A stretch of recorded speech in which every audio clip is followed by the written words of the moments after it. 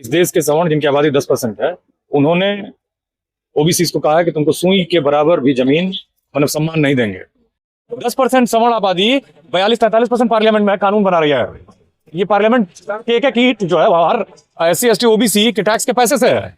इस पार्लियामेंट में उनका कोई प्रतिनिधित्व नहीं है। कब होगा? इस देश का 78 साल की आजादी के बाद ही हाल है। हिटलर कहता था कि एक झूठ को 100 बार बोलो, आदमी उसको सच मान लेंगे। भारत में यही तो हो रहा है। ये कहाँ उत्पीड़ित है? हिंदू हो, हिंदू हो, हिंदू हो, हम हिंदू हैं। अब ये कोई बताने वाला नहीं मेरी तरह कि तुम हिंदू नहीं हो, तुम SC ST OBC हो, OBC में भी तुम्हारे पास नौकरी नहीं है, तुम जज नहीं हो, तुम IAS नहीं हो, तुम प्रोफेसर नहीं हो, वकील नहीं हो, तुम MP नहीं हो।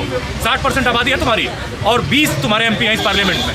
तो कब तुम MP बनोगे? कब तुम जज बनोगे? नमस्कार, मैं ज्योति यादव और आप देख रहे हैं हिंद समाचार। इस वक्त मेरी मौजूदगी प्रेस क्लब ऑफ इंडिया में है। सीधे तौर पर कैमरामैन जूम इन करके एक बार वो आपको तस्वीरें दिखा दें। यहाँ पर तमाम दिल्ली, हाँ जाहिर तौर पर वो तो दर्शकों को पता ही है, लेकिन मुख्य तौर पर आप देख रहे होंगे कि UGC के समर्थन में अब तमाम लोग सड़कों पर उतरे हुए हैं।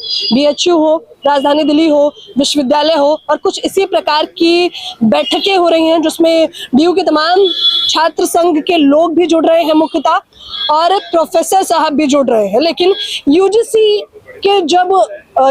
के खिलाफ में श्रमण तबका आंदोलन करता है तो झटपट फैसला आ जाता है। लेकिन आप, मैं देख रही हूँ, आप लोग लंबे एक हफ्ते से तकरीबन प्रदर्शन कर रहे हैं। आपको निष्कर्ष तो नहीं मिल रहा है, लेकिन लाठीचार्ज मिल रहा है। वो महाभारत में दुर्योधन ने कहा ना, जब जमीन का बंटवारे का मसला आया, हस्तिनापुर यही इलाका था, तो उसने कहा कि पांडवों का तो बराबर का हिस्सा था, तो उसने कहा कि सुई के नोक के बराबर जमीन नहीं देंगे।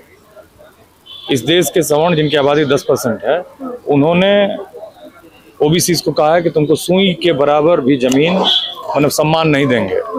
ये UGC इक्विटी रेगुलेशन 2026 जो है वो यही मसला है कि कैसे उनको यूनिवर्सिटीज़ में उनकी जो पोजीशन है उसको इंश्योर किया जाए, ठीक से वो रहें और आगे अपने जीवन में बढ़ें। होता क्या, विश्वविद्यालयों का उद्देश्य क्या है कि हमारे देश का युवा है।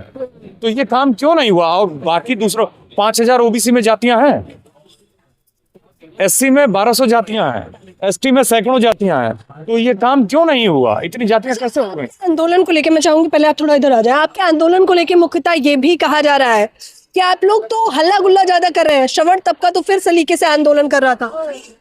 देखा नहीं, नैरेटिव कल मैं देख रही थी मेन स्ट्रीम चैनल का। हाँ देखिए, वो झूठा नैरेटिव है। उनका तो कोई आंदोलन था ही नहीं, क्योंकि उनको कहा गया कि जाओ, तुम लोग कुछ पैसा दिया गया और कहा गया कि जाओ तुम प्रदर्शन करो, इसके आधार पर हम रोल बैक कर लेंगे। क्योंकि लगा कि प्रिविलेज खतरे में है।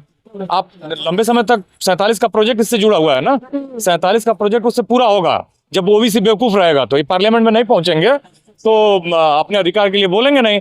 10% सवर्ण आबादी 42-43% पार्लियामेंट में कानून बना रही है।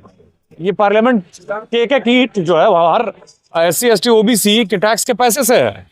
इस पार्लियामेंट में उनका कोई प्रतिनिधित्व नहीं है। कब होगा? इस देश का 78 साल की आजादी के बाद ही हाल है। क्या अगले 78 साल के बाद होगा?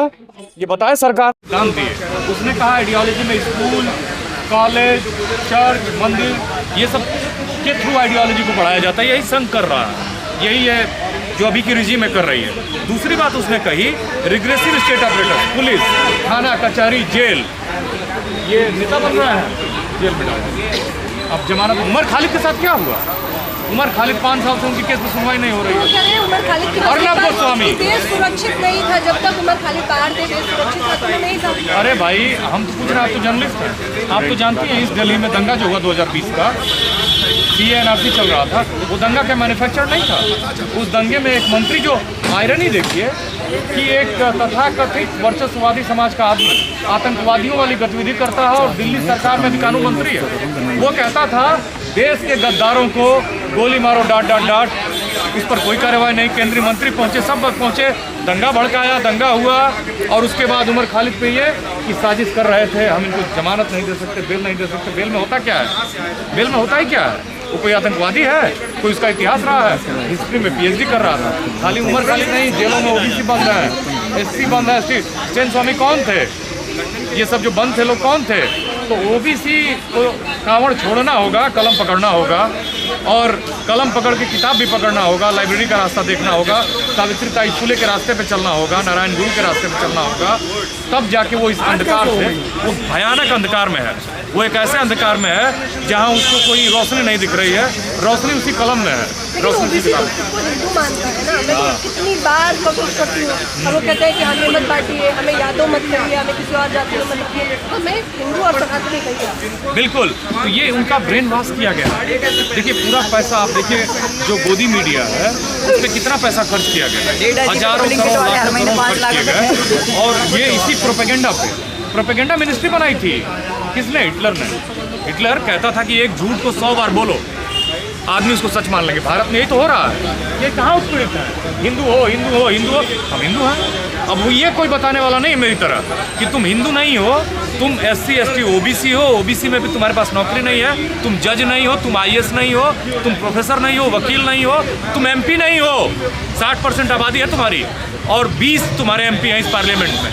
तो कब तुम MP बनोगे, कब तुम जज बनोगे?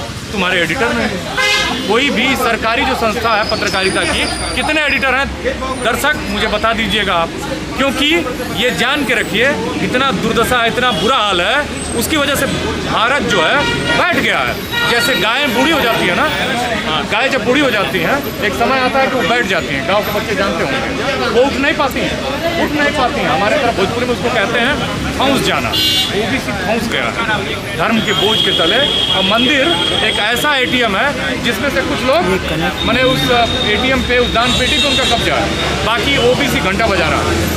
तो घंटा बजाने से आपको बाहर निकलना होगा, निकल के कलम पकड़नी होगी, किताब पकड़नी होगी, आंदोलन की तख्ती पकड़नी होगी, अपने अधिकारों के लिए मुंह में आवाज़ लानी होगी, जोर जोर से बोलना होगा कि सावित्रीताई, चाहे वो महात्मा फूले, चाहे नारायण गुरु, चाहे जय भीम का जो आपका नारा है उस पर आगे बढ़ो। दिल्ली विश्वविद्यालय के प्रोफेसर संदीप यादव हैं जिनसे हमने खास बातचीत